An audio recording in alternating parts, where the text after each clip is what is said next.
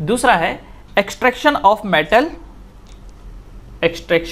Metal with moderate reactivity. Second is extraction of metal with moderate reactivity।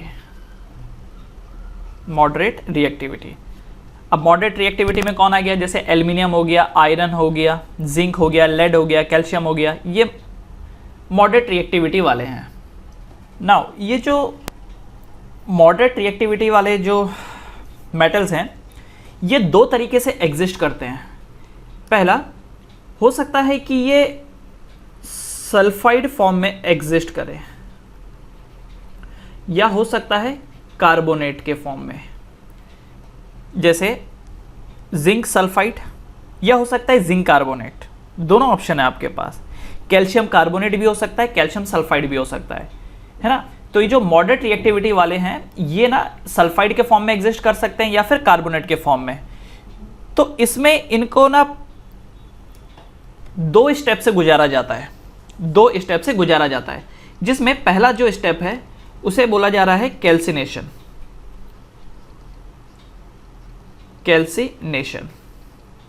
अब calcination में क्या होता है, कार्बोनेट ओर्स को कन्वर्ट किया जाता है ऑक्साइड के फॉर्म में by heating. Carbonate ores are converted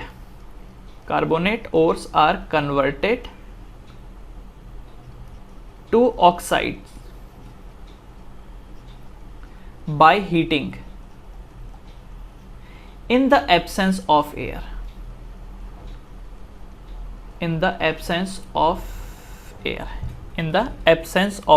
या बोलो ऑक्सीजन की कमी में या ऑक्सीजन के एब्सेंस में, किसको, कार्बोनेट ओर को। ये याद रखना, कैल्सिनेशन कार्बोनेट ओर्स के लिए। Carbonate ores are converted to oxide by heating in the absence of air below melting point, metal के मेल्टिंग पॉइंट के बिलो। तो देखो इससे होगा क्या, इससे होगा ये कि जो कार्बोनेट ओर है, टेक एन एग्जांपल, जैसे ZnCO3, यह जिंक कार्बोनेट सॉलिड फॉर्म में है। देखो यह है जिंक कार्बोनेट सॉलिड फॉर्म में है। आपने इसको हीट किया, तो हीट करने के बाद क्या होगा, ये बन जाएगा zinc oxide plus carbon dioxide अलग हो गया, है ना। तो ये क्या बना, ये है zinc oxide. What is this, this became zinc oxide. तो कार्बोनेट के मुकाबले ऑक्साइड को रिफाइन करना ज़्यादा आसान है। एक और एग्जांपल जैसे देख लेते हैं, लेड कार्बोनेट PbCO3, इसको हमने हीट किया और हीट करने के बाद ये बना PbO प्लस CO2। तो देखो कार्बोनेट ओर को आपने हीट किया और हीट करने के बाद वो क्या बना, ऑक्साइड के फॉर्म में कन्वर्ट हो गया। तो इसको बोला जाता है कैल्सिनेशन। दूसरा है रोस्टिंग, रोस्ट करना, रोस्टिंग। तो रोस्टिंग में क्या होगा कि जो सल्फाइड ओर है, सल्फाइड, इसमें देखो सल्फाइड ओर लिया जाता है। Sulphide ores are converted to oxides by heating in presence of air, by heating in presence of air या ऑक्सीजन। ऑक्सीजन के प्रेजेंस में हीट किया जाता है सल्फाइड ओर्स को बिलो मेल्टिंग पॉइंट, ओके। तो यहां पर क्या होता है, सल्फाइड ओर, तो ये सल्फाइड्स के लिए है। कैल्सिनेशन कार्बोनेट ओर्स के लिए होता है एंड सल्फाइड ओर के लिए क्या करना होता है, रोस्टिंग। अब सेम जैसे जिंक की बात की थी स्टार्टिंग में, हमने क्या लिया था, ये जिंक कार्बोनेट लिया था। तो जिंक जो है वो कार्बोनेट के फॉर्म में भी एग्जिस्ट करता है एंड सल्फाइड के फॉर्म में भी एग्जिस्ट करता है। तो सपोज करो ZnS, ये ZnS क्या है, सॉलिड फॉर्म में है। अब हम क्या करेंगे, क्योंकि ये सल्फाइड ओर है, इसके लिए ऑक्सीजन के प्रेजेंस में इसको रिएक्ट करवाएंगे, ओके। तो अब आप क्या करेंगे, इसे हीट करेंगे तो हीट करने के बाद ये बनाएगा 2ZnO प्लस 2SO2, ये है गैस, राइट। तो क्या हुआ, जिंक सल्फाइड था, अब वो किस में कन्वर्ट हो गया, जिंक ऑक्साइड में। दिस वाज जिंक सल्फाइड और ये कन्वर्ट हो गया जिंक ऑक्साइड में, है ना। जिंक सल्फाइड था, जिंक ऑक्साइड में कन्वर्ट हो गया। उसी तरीके से जैसे लेड की अगर मैं बात करूं, यह है लेड सल्फाइड। तो क्योंकि ये सल्फाइड हो रहा है इसलिए हमको ऑक्सीजन के प्रेजेंस में हीट करना होगा।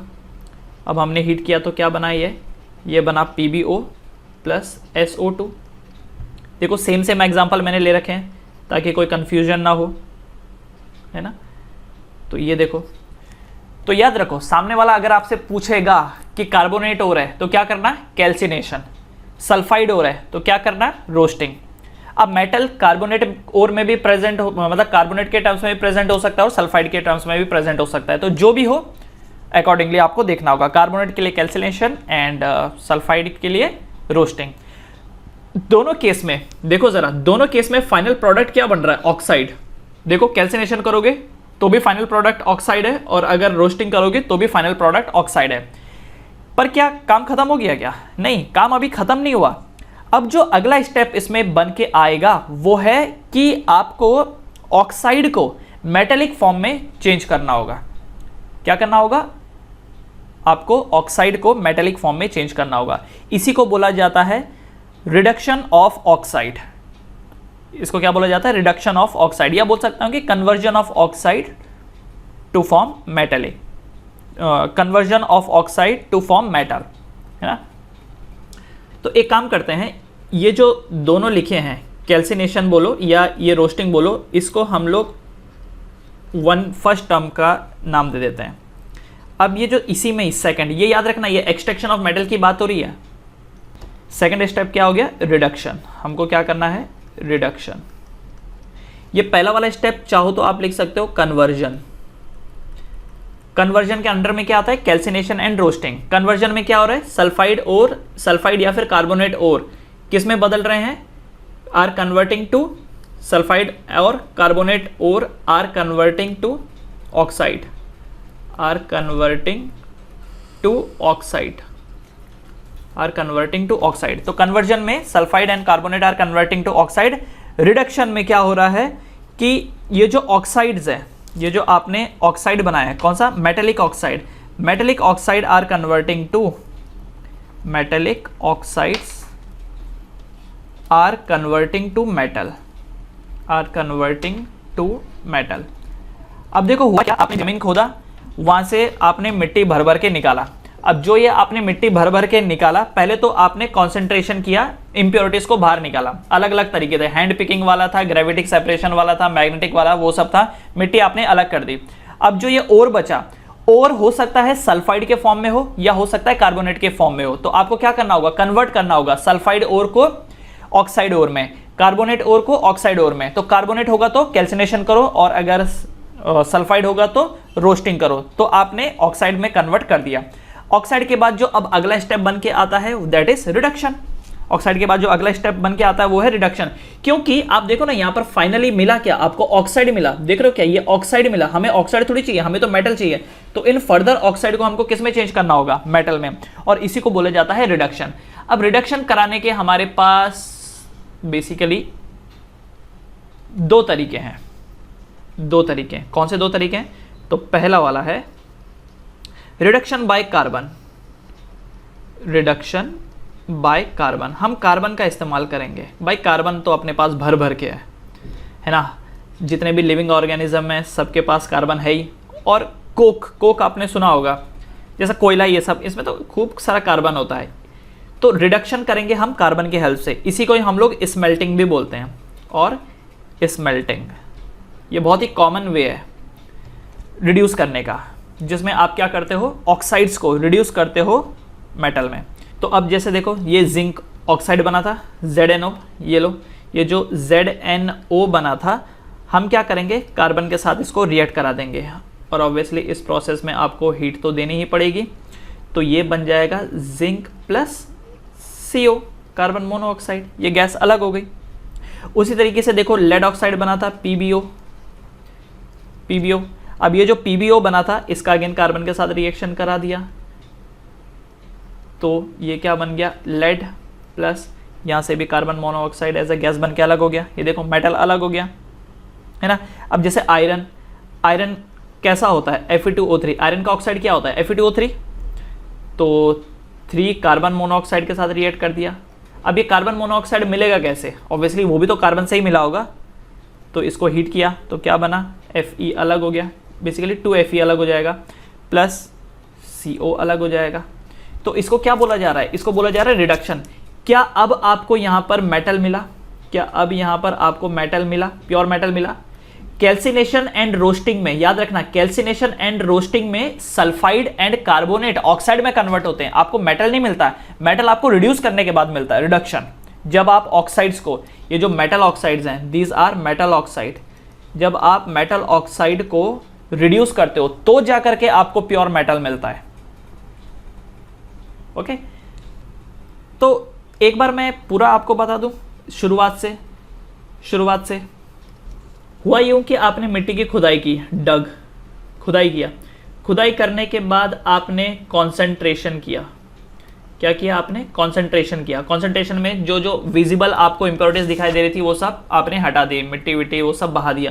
कंसंट्रेशन करने के बाद आपने देखा कि लो रिएक्टिविटी वाला है, सिर्फ गर्म कर दो, क्योंकि लो रिएक्टिविटी जनरली ऑक्साइड के फॉर्म में होता है, गर्म कर दो मैटर खत्म हो जाता है।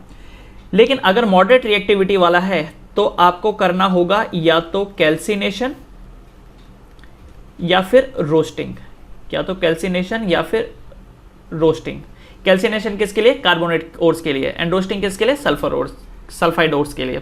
कैल्सिनेशन एंड रोस्टिंग करने के बाद फिर आपको क्या करना होगा, रिडक्शन। क्या करना होगा, रिडक्शन, राइट।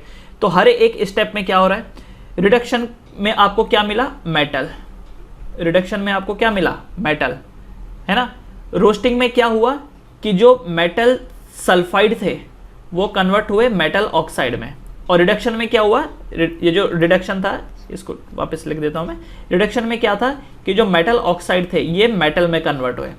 तो रिडक्शन में मेटल ऑक्साइड मेटल में कन्वर्ट होते हैं, रोस्टिंग में मेटल सल्फाइड मेटल ऑक्साइड में कन्वर्ट होते हैं, और कैल्सिनेशन में मेटल कार्बोनेट मेटल ऑक्साइड में कन्वर्ट होते हैं।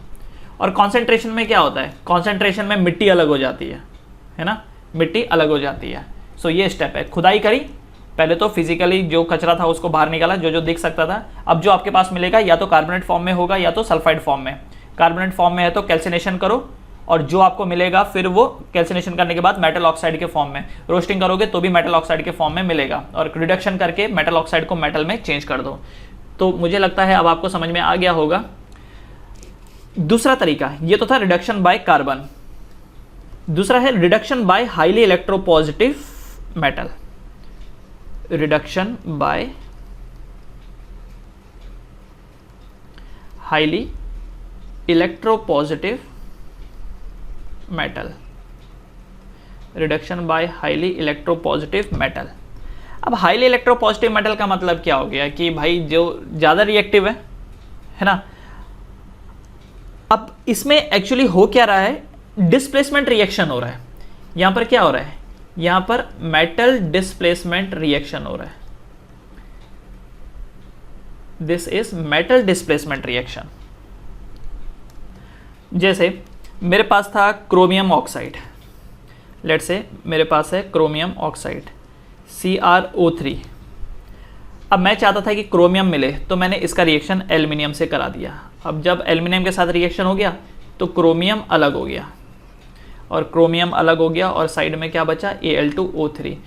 तो देखो क्या यहाँ पर मेटल ने क्रोमियम को, मतलब एल्युमिनियम ने क्या क्रोमियम को डिस्प्लेस कर दिया, क्या इससे मेरे को क्रोमियम मिल गया। हाँ, इस प्रोसेस में मुझे थोड़ी सी हीट सप्लाई तो करनी पड़ेगी, है ना। तो क्या यहाँ पर डिस्प्लेसमेंट हुआ, राइट। उसी तरीके से MnO2 का रिएक्शन मैंने एल्युमिनियम के साथ करा दिया, अगेन यहाँ पर हीट किया, तो हीट करने के बाद Mn अलग हो गया, ठीक है, मैंगनीज अलग हो गया, प्लस Al2O3 अलग हो गया। अच्छा, इसको बैलेंस करते हैं, this is 2, this is 3, this is 4Al, है ना, ये 3 हो जाएगा। ज़रा देखो तो हो क्या रहा है यहाँ पर, एक हाईली इलेक्ट्रोपॉजिटिव ने लेस इलेक्ट्रोपॉजिटिव को डिस्प्लेस कर दिया है, इसको डिस्प्लेस कर दिया है। इसी में ही एक रिएक्शन है जो बहुत इंपॉर्टेंट है, उसको बोला जाता है thermite welding, that is known as thermite welding. इसी फॉर्मूले का इस्तेमाल करते हैं वो लोग, थर्माइट वेल्डिंग। आपने देखा होगा कि वेल्डिंग करने के लिए, रेलवे ट्रैक्स की वेल्डिंग करने के लिए कभी देखा है क्या, ट्रैक को ज्वाइन करते हैं, कैसे ज्वाइन करते हैं वो लोग, इस मेथोडोलॉजी से करते हैं। इस मेथोडोलॉजी में होता क्या है कि आप लेते हो आयरन ऑक्साइड Fe2O3, इसको आप एल्युमिनियम के साथ रिएक्ट करवाते हो, थोड़ा सा हीट करते हो, और हीट करने के बाद आपको मिलता है आयरन 2Fe, कौन से फॉर्म में, मॉल्टन फॉर्म में, मॉल्टन फॉर्म में, प्लस Al2O3 अलग हो जाता है, और जो हीट रिलीज हुई वो तो अलग हुई है। तो इससे जो ट्रैक होता है वो ज्वाइन हो जाता है। देखो मैं समझाता हूँ आपको कैसे ट्रैक्स को ज्वाइन करते हैं। तो मान लो ये एक ट्रैक है, this is the first track, and इसके सामने दूसरे ट्रैक को चिपका देते हैं बाजू बाजू में। ये देखो ये दूसरा ट्रैक है। अब मैं चाहता हूँ कि ये वेल्डिंग हो जाए, ये बीच में वेल्डिंग हो जाए। तो बीच में वेल्डिंग करने के लिए क्या करते हैं, देखो एक बर्तन ऐसा रखते हैं, एक बर्तन है यहाँ पर, ये हमने ऐसा रखा, और ये बर्तन किसका बना होता है, सिलिका का, SiO2 का। ये देखो एक बर्तन है, ये बना होता है सिलिका का, SiO2। तो इस बर्तन के अंदर डाल दिया जाता है फेरिक ऑक्साइड एंड एल्युमिनियम का मिक्सचर। ये देखो ये यहाँ पे इसके अंदर ये जो ग्रीन ग्रीन है, this is what, this is ferric oxide Fe2O3 plus aluminium. अच्छा ये जो है ना Fe2O3 एंड Al, इसको थर्माइट बोला जाता है, कलेक्टिवली इसको बोला जाता है thermite, this is known as thermite. तो Fe2O3 एंड एल्युमिनियम को इस बर्तन के अंदर डाल दिया जाता है। फिर इसके अंदर एक मैग्नीशियम रिबन डाल देते हैं। ये देखो ये एक है मैग्नीशियम रिबन, मैग्नीशियम रिबन, ये जलाने का काम करता है, मैग्नीशियम रिबन। और मैग्नीशियम रिबन के एक एंडिंग में, मैग्नीशियम रिबन के एक एंडिंग में, जैसा बम होता है ना, बम की एक रस्सी होती है, रस्सी को आप जलाते हो, तो रस्सी जो है वो मैग्नीशियम रिबन है। मैग्नीशियम रिबन के एंडिंग में ये जो मैंने रेड कलर का बनाया है, इसके अंदर magnesium powder and barium oxide होता है। क्या होता है इस रेड के अंदर, इस रेड के अंदर होता है magnesium powder plus barium oxide. तो अब होता है क्या है, जरा समझो इस चीज को। ये जो बर्तन है, बर्तन के अंदर है थर्माइट, थर्माइट मतलब Fe2O3 प्लस Al, ये पाउडर्ड फॉर्म में रहता है ये इस बर्तन के अंदर।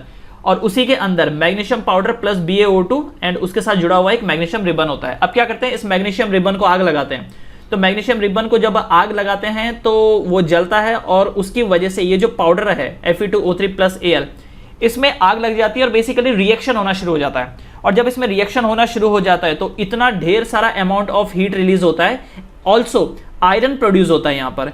तो ये जो आयरन है वो इस छेद में से निकल करके, ये देख रहे हो क्या, आयरन इस छेद में से निकल करके यहाँ आके डिपॉजिट हो जाता है।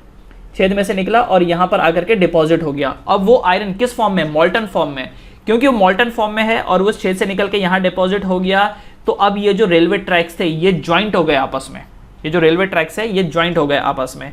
इसी को बोला जाता है थर्माइट वेल्डिंग, क्योंकि रेलवे ट्रैक इतने मोटे होते हैं कि उसको नॉर्मली वेल्ड करना काफी मुश्किल हो सकता है। तो इसीलिए थर्माइट वेल्डिंग का इसमें इस्तेमाल किया होता है। मैं एक बार फिर से बताता हूँ थर्माइट वेल्डिंग में होता क्या है। आप लेते हो Fe2O3 and Al powdered form में, है ना, क्या है ये, this is ferric oxide, this is ferric oxide, ferric oxide and aluminium powder, ferric oxide aluminium powder. इसको आप लेते हो एक बर्तन में, लेते हो, उस बर्तन में आप मैग्नीशियम रिबन डालते हो। मैग्नीशियम रिबन के एक कॉर्नर पे magnesium powder plus barium oxide होता है। मैग्नीशियम रिबन में आग लगती है और उसकी वजह से जो रिएक्शन है वो होना शुरू हो जाता है। और जब रिएक्शन होना शुरू हो जाता है तो जो ये थर्माइट रिएक्शन है, थर्माइट रिएक्शन में क्या प्रोड्यूस हो रहा है, आयरन प्रोड्यूस हो रहा है और ढेर सारी हीट प्रोड्यूस हो रही है। ये आयरन मॉल्टन फॉर्म में होता है, और ये जो मॉल्टन फॉर्म में आयरन प्रोड्यूस हुआ ये रिश्ते इसके बीच में आ जाता है, दो ट्रैक्स के बीच में आ जाता है और इससे ट्रैक्स ज्वाइंट हो जाते हैं। तो इस रिएक्शन में magnesium ribbon, magnesium powder and barium oxide का काम क्या है, इग्निशन करना। जलाना, ताकि रिएक्शन फैसिलिटेट हो सके। एक बार रिएक्शन फैसिलिटेट हो जाती है तो फिर आपको मॉल्टन आयरन मिल जाता है, this is known as thermite welding. तो ये आता है किसमें, रिडक्शन। देखो यहां पर भी क्या डिस्प्लेसमेंट रिएक्शन नहीं हो रहा है, क्या एल्यूमिनियम ने आयरन को डिस्प्लेस कर दिया, यस। तो this is reduction by highly electropositive metal. अब आखिरी, extraction of metal with high reactivity, तीसरा वाला, extraction of metal of high reactivity, of high reactivity. ऐसे मेटल जिनका रिएक्टिविटी हाई है उनको हम कैसे एक्सट्रैक्ट करेंगे, तो भाई उसमें ये सब तो होने वाला है नहीं रिडक्शन। अब जैसे मान लो सोडियम है, ये देखो just take an example, NaCl है। अब NaCl को रिड्यूस करना था तो आपने बोला एक काम करते हैं ना, एल्यूमिनियम को बोलते हैं कि जाके रिड्यूस कर दे, तो आपने बोला कि ठीक है ये ऐसा बन गया है, AlCl3 प्लस ये देखो सोडियम अलग हो गया है ना, बैलेंस करने के लिए ये ऐसा कर दिया 3Na। क्या ये पॉसिबल है? नहीं, ये पॉसिबल नहीं है। क्यों? क्योंकि सोडियम जो है वो एल्यूमिनियम से ज़्यादा रिएक्टिव है। क्योंकि सोडियम एल्यूमिनियम से ज़्यादा रिएक्टिव है तो इसके लिए एल्यूमिनियम कभी भी सोडियम को डिस्प्लेस नहीं कर सकता। तो ये जितने भी हाई रिएक्टिव मेटल्स होते हैं ना, इनका रिडक्शन हो ही नहीं सकता इस मेथोडोलॉजी से जो अभी तक हम लोगों ने पढ़ा, तो ये बात नहीं बनेगी। तो ऐसे मेटल्स का रिफाइनिंग हम लोग करते हैं बाय इलेक्ट्रोलाइटिक रिडक्शन मेथड। किसे करते हैं? ऐसों का हम रिफाइनिंग करते हैं बाय इलेक्ट्रोलाइटिक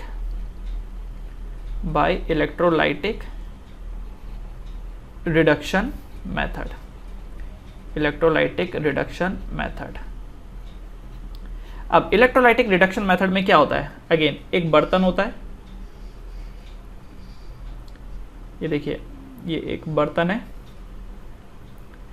इस बर्तन में एक तरफ एक इलेक्ट्रोड, दूसरी तरफ दूसरा इलेक्ट्रोड, एंड हम इसको कनेक्ट करते हैं एक बैटरी के साथ। हमने कनेक्ट किया एक बैटरी के साथ, this is plus and this is minus. एक है यहाँ पर प्लस और एक है माइनस। अब इसको एग्जांपल से समझते हैं। जैसे मुझे NaCl में से सोडियम को अलग करना था, तो मैंने NaCl ले लिया इन द मॉल्टन फॉर्म। किस फॉर्म में मैंने लिया? मॉल्टन फॉर्म में लिया। तो जब मैं इसको मॉल्टन फॉर्म में लूँगा तो Na प्लस अलग हो जाएगा, है ना, और Cl माइनस अलग हो जाएगा। ये जो Na है ये कैथोड में जाके डिपॉजिट हो जाएगा। किसमें?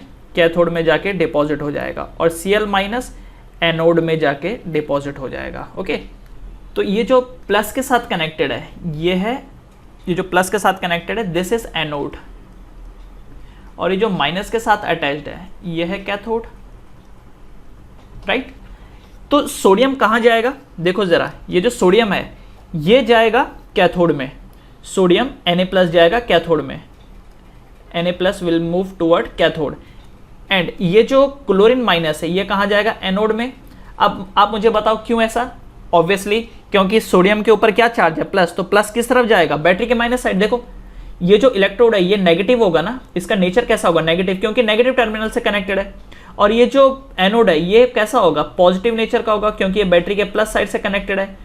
तो इस वजह से जो ये सोडियम है, सोडियम क्योंकि सोडियम के ऊपर प्लस चार्ज है तो वो किस तरफ जाएगा? माइनस की तरफ। ये देखो Na+ राइट साइड में जाएगा, और जबकि क्लोरीन किधर जाएगा? क्लोरीन जाएगा लेफ्ट हैंड साइड की तरफ। ये देखो Cl- लेफ्ट हैंड साइड की तरफ जाएगा, बैटरी के नेगेटिव साइड की तरफ, है ना, जबकि सोडियम जो है वो माइनस की तरफ, मतलब Cl- बैटरी के पॉजिटिव साइड की तरफ एंड सोडियम प्लस बैटरी के नेगेटिव साइड की तरफ, राइट। अब यहाँ पर क्या होता है? एट कैथोड रिएक्शन क्या होती है जरा समझना। एट कैथोड जब Na+ कैथोड की तरफ मूव करता है तो होता क्या है? सोडियम एक इलेक्ट्रॉन गेन कर लेता है। सोडियम क्या करता है? एक इलेक्ट्रॉन गेन कर लेता है, और गेन करने के बाद ये बन जाता है सोडियम, और ये सोडियम जाके डिपॉजिट हो जाता है कहाँ पर? कैथोड में। तो ये जो देख रहे हो आप, ये यहाँ पर ये धीरे धीरे करके मोटा होने लगता है, क्योंकि सोडियम इसके ऊपर आके डिपॉजिट हो गया। अब ये मोटा होने लग जाएगा। At cathode Na+ electron gain कर लेता है एंड सोडियम बन करके डिपॉजिट हो जाता है। एनोड में क्या होता है? एट एनोड, तो एनोड में ये होता है कि ये जो Cl- है ये इलेक्ट्रॉन को लूज कर देता है, ये इलेक्ट्रॉन को लूज कर देता है और बन जाता है Cl+1 इलेक्ट्रॉन। देखो एक इलेक्ट्रॉन अलग हो गया। अच्छा, ये जो इलेक्ट्रॉन अलग हो गया यही तो इलेक्ट्रॉन बैटरी के थ्रू इसके पास चला जाता है ना। समझ में आ रहा है हुआ क्या, समझो एक बार हुआ क्या।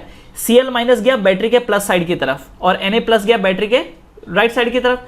तो जैसे ही Cl माइनस बैटरी के, देखो इसको मैं एक काम करता हूं, इसको मैं लेफ्ट इलेक्ट्रोड बोलता हूं और इसको राइट इलेक्ट्रोड बोलता हूं। तो Cl माइनस लेफ्ट इलेक्ट्रोड की तरफ मूव किया तो बैटरी ने क्या किया, इलेक्ट्रॉन खींच लिया Cl माइनस का। देखो बैटरी का ये पॉजिटिव साइड है ना, तो बैटरी का पॉजिटिव साइड क्या करता है, Cl का इलेक्ट्रॉन खींच लेता है। तो जो ये पहले Cl माइनस था ये कन्वर्ट हो जाता है Cl प्लस एक इलेक्ट्रॉन में। ये इलेक्ट्रॉन यहां से होते हुए, देखो इस वायर से होते हुए ये इलेक्ट्रॉन यहां जाकर के सोडियम के पास पहुंचता है और सोडियम इस इलेक्ट्रॉन को गेन कर लेता है और बन जाता है Na। तो बैटरी ने किया क्या, ध्यान रखना, बैटरी ने क्या किया, Cl माइनस से इलेक्ट्रॉन को छीना और किसको दे दिया, Na प्लस को दे दिया, जिसकी वजह से Cl माइनस Cl में कन्वर्ट हो गया और Na प्लस Na में कन्वर्ट हो गया। अब ये जो Cl बना, देखो ये जो Cl बना, ये दो Cl फर्दर आपस में जुड़ जाते हैं, दो Cl आपस में जुड़ जाते हैं, क्योंकि आपको मालूम है ना कि क्लोरीन को मॉलिक्यूलर फॉर्म में एग्जिस्ट रहना पसंद है। तो Cl क्या बन जाता है, Cl2 बन जाता है ना। और कैसा Cl2 होगा, ऑब्वियसली आधा मोल ऑफ Cl2 बनेगा, क्योंकि एक Na के साथ एक Cl है ना, इसलिए आधा मोल ऑफ Cl2। और ये गैस बन करके एज अ इवॉल्व हो जाता है, ये गैस बन करके इवॉल्व हो जाता है। समझ में आया। तो जो हाईली रिएक्टिव होते हैं, जो हाईली रिएक्टिव होते हैं उनके लिए जो हम मेथोडोलॉजी यूज करते हैं that is electrolytic reduction method. एक बार वापस से मैं आपको बता देता हूँ कि ये सिलसिला शुरू कैसा होता है। थोड़ा बड़ा डायग्राम देखो, ये आपने बैटरी लगाई, दिस इज द बैटरी, है ना। ये बैटरी का पॉजिटिव टर्मिनल है और ये नेगेटिव टर्मिनल है।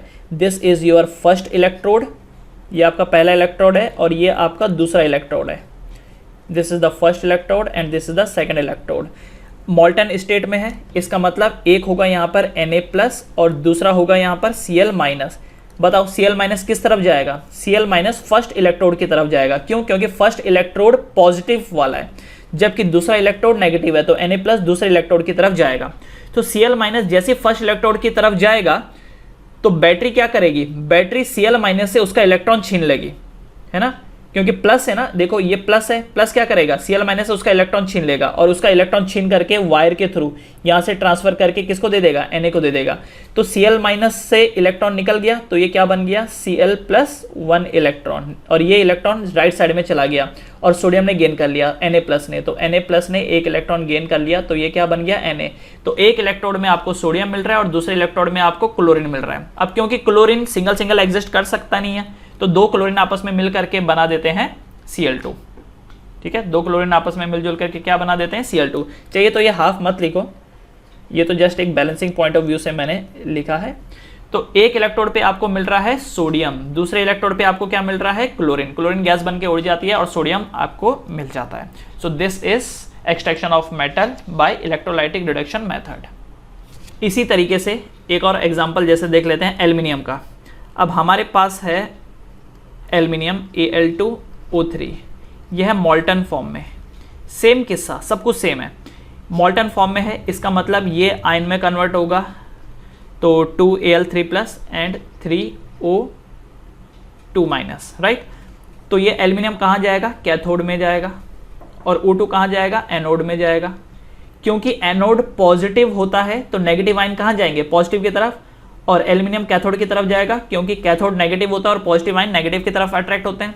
तो यहाँ पर भी सेम किस्सा कि एट कैथोड, तो कैथोड में हुआ क्या, तो कैथोड में ये हुआ कि एल्यूमिनियम ने 3 इलेक्ट्रॉन गेन करे और बनाया एल्यूमिनियम, और वो जाकर के डिपॉजिट हो गया, एल्यूमिनियम ने 3 इलेक्ट्रॉन क्यों गेन किए, क्योंकि एनोड में ऐसा हुआ कि जब ये O2 माइनस एनोड के पास पहुंचे, O2 माइनस एनोड के पास पहुंचे खुशी खुशी कि भाई हम नेगेटिव हैं तुम पॉजिटिव हो, इसके लिए हम आ गए। अब O2 माइनस आ तो गया, लेकिन बैटरी ने क्या किया, ऑक्सीजन को बोला कि देख जो तूने इलेक्ट्रॉन ले रखे थे एल्यूमिनियम के वापस कर। तो ऑक्सीजन को इलेक्ट्रॉन वापस करने पड़े, और जब उसको इलेक्ट्रॉन वापस करने पड़े तो ये बन गया O प्लस 2 इलेक्ट्रॉन। अब यार ये तो बैलेंस हुआ नहीं, तो बैलेंसिंग के लिए आपको क्या करना पड़ेगा, देखो ऊपर 3 इलेक्ट्रॉन है नीचे 2 इलेक्ट्रॉन है, तो उस ऊपर वाली इक्वेशन को आपको मल्टीप्लाई करना पड़ेगा 2 के साथ और नीचे वाले को करना पड़ेगा 3 के साथ मल्टीप्लाई, है ना। तो वो तो आप कर ही सकते हो। तो ऊपर वाला हो जाएगा 3Al3+, है ना, और नीचे वाला हो जाएगा 3O2-। तो देखो चलो कर ही लेते हैं। तो ऊपर वाला हो जाएगा 2Al3+ + 2 3 6 इलेक्ट्रॉन, और ये आपको देगा 2 एल्युमिनियम, है ना। और नीचे वाला क्या हो जाएगा 3O2- gives you 3 oxygen + 6 electron. उसके बाद ये देखो ये क्या हो जाता है, ये कट हो जाता है ऐसा, 6 इलेक्ट्रॉन से 6 इलेक्ट्रॉन कैंसिल। तो बेसिकली ये जो एल्युमिनियम था, ये देखो ये जो एल्युमिनियम था आयन, ये किस में कन्वर्ट हो गया, एल्युमिनियम मेटल में। और ये जो ऑक्सीजन था ये किस में कन्वर्ट हो गया, ऑक्सीजन में, राइट। तो देखो एल्युमिनियम कहाँ डिपॉजिट हो जाएगा, कैथोड में। एंड ये जो एनोड है, एनोड में ऑक्सीजन एज अ गैस बन करके इवॉल्व हो जाएगी, गैस बन करके ये इवॉल्व हो जाएगी। तो समझ में आया। तो ये था इलेक्ट्रोलाइटिक रिडक्शन मेथड। तो एक बार फिर आपके पास ओर है, ओर को आपने कॉन्सेंट्रेट किया by hand picking, froth flotation process, magnetic separation, gravitational method. उसके बाद आपने देखा कि 3 कैटेगरी है, एक लो रिएक्टिविटी, उनको तो गर्म कर दो बात खत्म हो जाएगी, जैसे गोल्ड हो गया, प्लेटिनम हो गया, सिल्वर हो गया, गर्म कर दो मैटर खत्म। दूसरा जो है वो है मॉडरेट रिएक्टिविटी। तो मॉडरेट रिएक्टिविटी में 2 स्टेप आते हैं, एक कैल्सिनेशन वाला आता था और एक आता था रोस्टिंग वाला। कैल्सिनेशन हो गया, रोस्टिंग हो गया। तो कैल्सिनेशन करो या रोस्टिंग करो, अल्टीमेटली क्या बनता था, ऑक्साइड वाले ओर बनते थे, अल्टीमेटली ऑक्साइड वाले ओर बनते थे। ऑक्साइड ओर बनने के बाद आपको रिफाइन करना पड़ता था। तो रिफाइन करने के लिए आप क्या कराते थे, उसके बाद रिडक्शन। रिडक्शन कराने के 2 तरीके थे, एक था कार्बन के थ्रू रिडक्शन कराना एंड दूसरा था हाईली इलेक्ट्रोपॉजिटिव से करवाना रिडक्शन, करेक्ट। अच्छा, तीसरा ऐसे मेटल जिनकी रिएक्टिविटी बहुत ज़्यादा हाई है, तो उनके लिए क्या मेथोडोलॉजी होगी, भाई ये ओर है, ओर से कॉन्सेंट्रेट किया सबसे पहले आपने, और कॉन्सेंट्रेट करने के बाद डायरेक्टली आपको क्या कर देना है, इलेक्ट्रोलाइटिक रिडक्शन। क्या कर देना है, इलेक्ट्रोलाइटिक रिडक्शन। किसके लिए, हाईली रिएक्टिव के लिए। उसमें ऐसा बीच के प्रोसेस की कोई ज़रूरत नहीं है।